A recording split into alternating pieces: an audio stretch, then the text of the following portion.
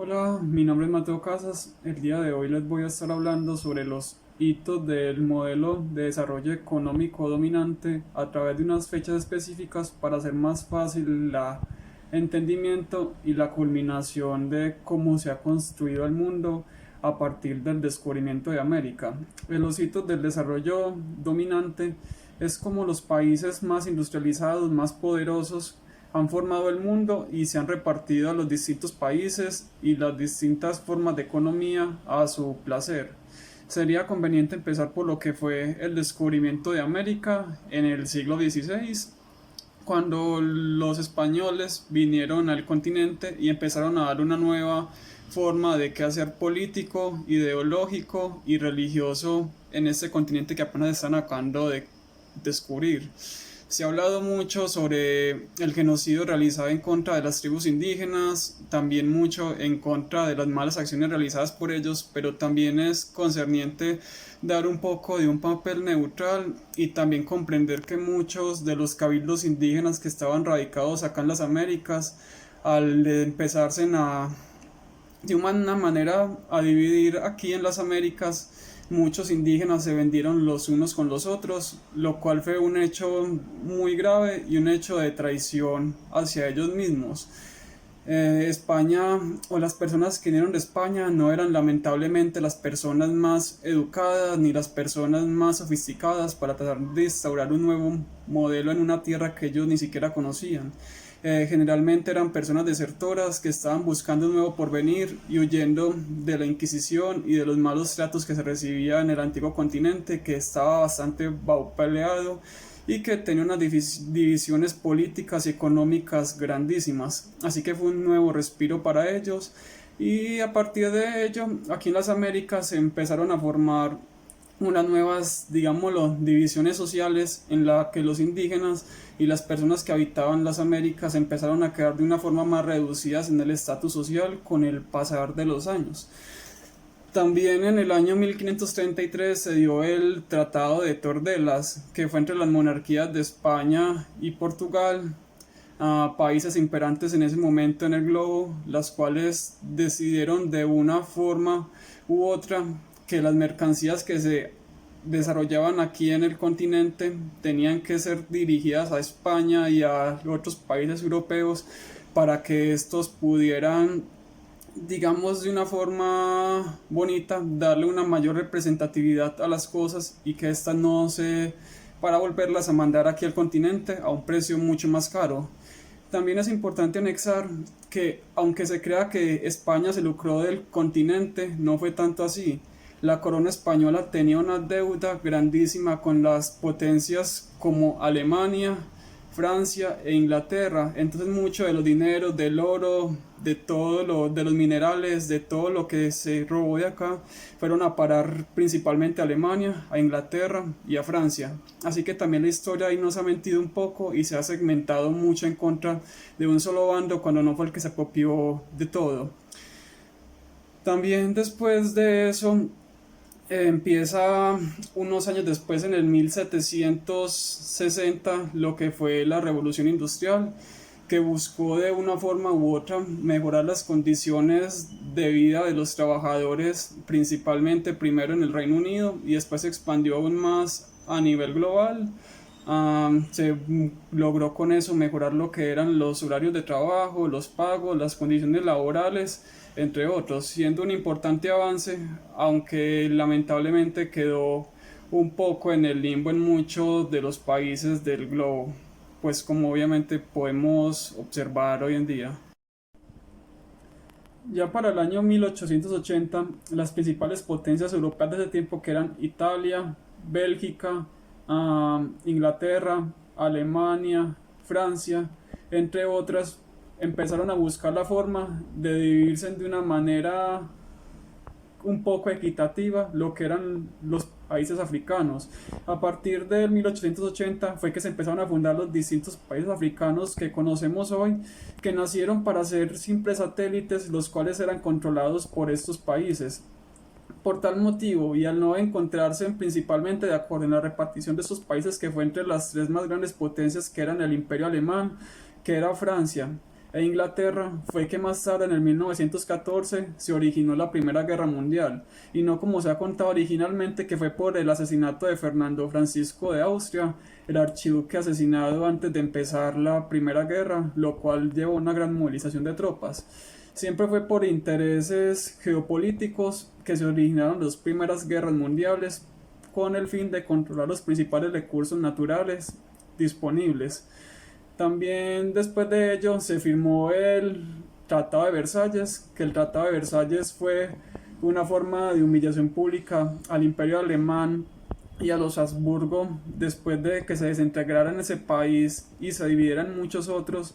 lo cual creó resentimientos porque solamente se le puso a un país prácticamente todo el peso y toda la culpa de la guerra, lo cual terminó derivando en ideas nacionalistas y en ideas bastante perjudiciales que volvieron a llevar al mundo a una Segunda Guerra Mundial por intereses muy iguales y significativos como lo fue en la primera. Al empezar la Segunda Guerra Mundial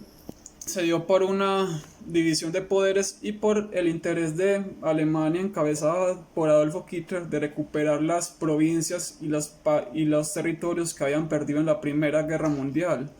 Al estos intereses no ser totalmente acatados por los países vencedores, Alemania inicia, digamos en cierto sentido, una campaña de... Luego, antes de empezar la Segunda Guerra Mundial, Alemania, en cabeza en la Sociedad de Naciones, trató de recuperar de una forma, digámoslo, un poco amistosa los territorios que había perdido en la Primera Guerra Mundial y que le habían sido adjudicadas a otras naciones, tales como recuperar una parte de Austria y volver a repatriar ciudadanos alemanes que habían quedado en el limbo en otros países, porque a raíz de la Primera Guerra Mundial creció un odio muy grande hacia los alemanes y fueron muy maltratados en los países europeos, lo cual generó una xenofobia que también terminó derivando en gran parte teniendo culpa para la Segunda Guerra Mundial. Los, los puntos que quiso Alemania otorgarle a Europa para que no se volviera el mundo a ver en un cataclismo no fueron totalmente escuchados, y al no ser totalmente escuchados entró en una confrontación entre las principales potencias europeas para volver a definir lo que era la geopolítica del mundo. Después de terminada la Segunda Guerra Mundial y de verse derrotadas las fuerzas del eje, erigieron como principales potencias mundiales europeas Estados Unidos de Norteamérica y la Unión Soviética. Desde el año 1949 empezó una reconstrucción principalmente en Europa y Asia, la cual fue encabezada en cierta parte por los Estados Unidos, brindando préstamos económicos y también de material humano a todos los países que lo necesitasen y encargándose de la reconstrucción del Japón para hacerlo su principal satélite para en ese momento en Asia. En ese mismo año, en el 1949, fue que el presidente Truman hizo su famoso discurso de desarrollo, en el cual se dividían los países desarrollados y subdesarrollados. Esa fue una de las primeras veces en el que el término desarrollo fue hablado en el mundo, ya que este término no se utilizaba mucho en ocasiones anteriores. Después de esto se dividió el mundo entre los países desarrollados y subdesarrollados y se le encomendó a los países subdesarrollados tratar de hacer unas mejoras lo suficientemente importantes para ser sacados de esta lista y ser considerados países que no estuvieran dependiendo de los demás y que no tuvieran en su pueblo en precarias condiciones de vida en las cuales no se satisfaciera ni la más mínima necesidad de sus habitantes. Para el año 1960, la palabra desarrollo ya ha cobrado unos matices y unas significaciones bastante ya significativas que se han quedado en el imaginario común de las personas y en todos los países. Y es que el desarrollo es principalmente un aspecto económico en el cual se puede crear una infraestructura o en el cual el mercado lo es todo. Comerciarlo todo es lo más importante, sin importar cómo está la situación cultural, pública, política de un país. El comprar, el comprar, el comprar y el vender es lo más importante y es lo que satisface las principales ilusiones de vida y las principales ponencias que las personas deben de hacer para ser más felices y tener unas mejores calidades de vida. Lamentablemente este concepto está muy expandido al día de hoy y se le da solamente una significación importante a lo que es el vender y digamos el libre mercado, que no es tan libre porque siempre son un mínimo de empresas las que controlan las demás y abastecen a las demás y no dejan subsistir nuevas industrias ni nuevas formas de economía locales. Aún con los planes benevolentes del Banco de Comercio Mundial y también con los planes altruistas de las principales potencias europeas, las últimas encuestas y los últimos estudios demuestran que la brecha entre los países más pobres y los países más ricos se han incrementado mucho más. Se ha visto un desbalance totalmente desproporcional en la forma en que se reparten los recursos económicos en el mundo, generando aún más y más y más pobreza y más endeudamiento de los países a costas del Banco Internacional y de los principales magnates del mundo. Es una de las formas más importantes que el neoliberalismo ha visto hoy en día: endeudar a los países, hablarles bonito y implantarles una ideología y unas formas de vida en las que en las que las personas usualmente no creían, ahora lo creen mucho, y fue una forma muy inteligente de adueñarse de las principales fuentes de petróleo, de sal, de agua del mundo, llegando a privatizar hasta el bien más importante de la humanidad, que es el agua, en el cual viene y se privatiza todo y la propiedad privada es lo que más importa, llegando al punto de la propiedad privada a ser tan poderosa que la propiedad privada al día de hoy tiene el poder tan hegemónico de colocar a un presidente de los Estados Unidos. Cuando los presidentes en los Estados Unidos, en cabeza de Hillary Clinton y Donald Trump, tienen que ir a pedir préstamos a los principales banqueros de su país, es una forma bastante triste de uno darse cuenta que la propiedad privada sobrepasó al Estado, y cuando la propiedad privada sobrepasa al Estado se empiezan a ver los casos de inequidad tan terriblemente profundos que sufren todos los países del planeta, principalmente América Latina y África. Adicionalmente a ello, también debemos de tratar el texto que se llama El aporte del Papa Juan Pablo II a la doctrina social de la Iglesia. Ah, Leyendo esto y sobre las tres encíclicas papales que se tratan usualmente en ese texto, el cual trata de hacer un honor a la Iglesia Católica y al Papa Juan Pablo II, creo que se vuelve bastante redundante en tratar los asuntos de la Iglesia como un hecho altruista, como una circunstancia en la que debe privar el amor sobre el odio, en la que la guerra no debe estar justificada, cuando la Iglesia Católica nos sumió o aún nos tiene sumidos en años de oscurantismo, en el cual ellos han a lo largo de la historia cometido asesinatos, desapariciones, mutilaciones, violaciones y todos los actos más aberrantes que nos podamos imaginar en pro de defender su causa. También es bastante curioso que estemos alabando a un sacerdote o a un papa que en sus tiempos de juventud hizo parte de las juventudes hitlerianas de Adolfo Hitler, que cuando fue papa lamentablemente se encargó de perseguir y de asesinar a las personas que tuvieran ideales comunistas o que tuvieran otra clase de ideales que atentaran en contra del bien capitalista. Entonces también son hechos que como sociedad debemos de analizar y de mirar a qué personas le estamos dando un papel tan importante y de santos. Si estuviéramos hoy en la época de Jesucristo, muy seguramente estos mismos personajes son los que estarían llamando a Jesucristo ladrón, son los que estarían llamándolo bandido, son los mismos personajes hegemónicos de siempre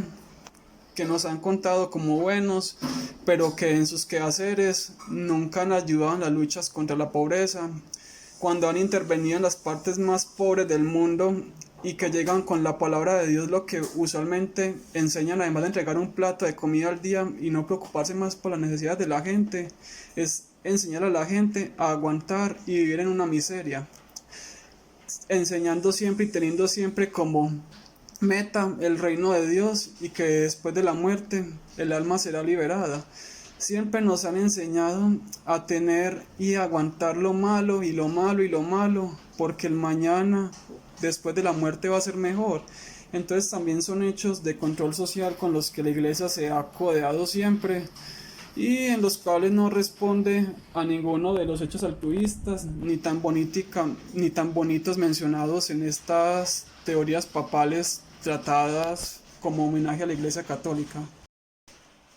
También es bastante lindo y un poco cómico cuando en las encíclicas centésimas sanas se habla de que la iglesia es la representación del proletariado, en el que la iglesia siempre ha sido el brazo del trabajador, en el que la iglesia siempre ha tratado de desarrollar un papel de evangelización que esté sumido en la creatividad. Son hechos también que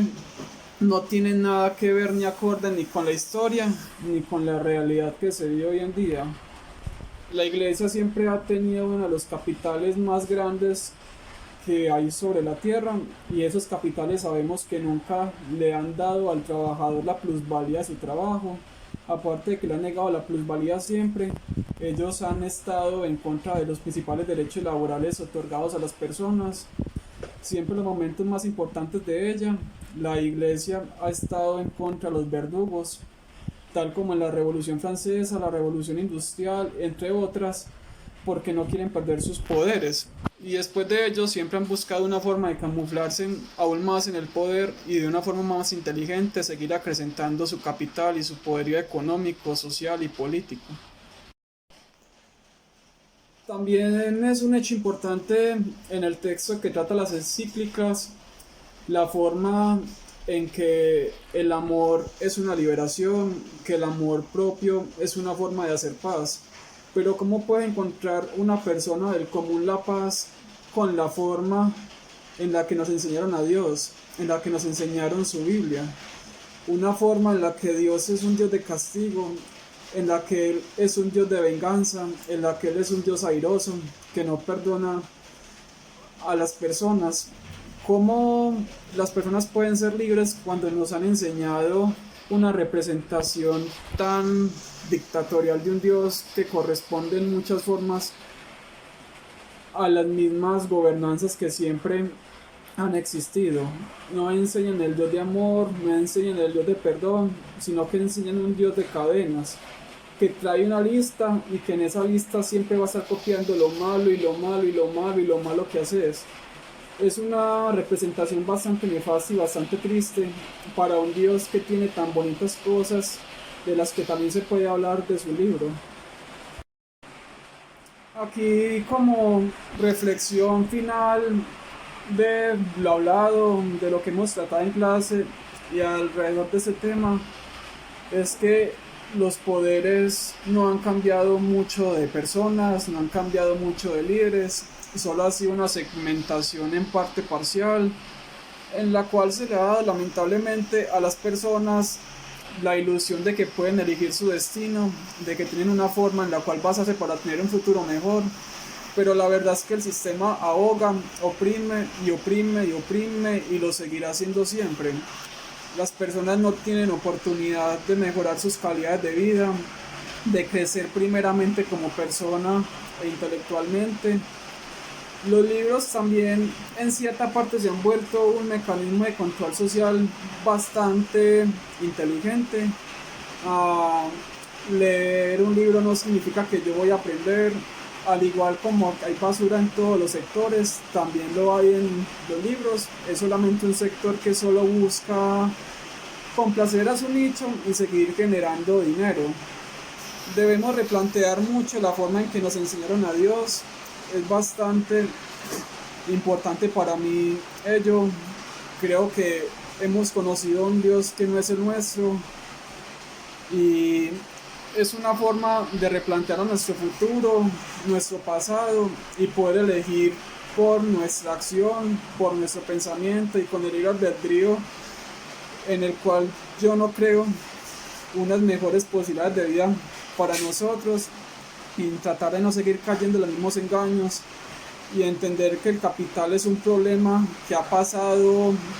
por muchos momentos de la historia, al igual que la lucha de clases por distintos nombres, pero que su esencia siempre se ha mantenido igual. Y entender que la lucha de clases va a seguir, continuará,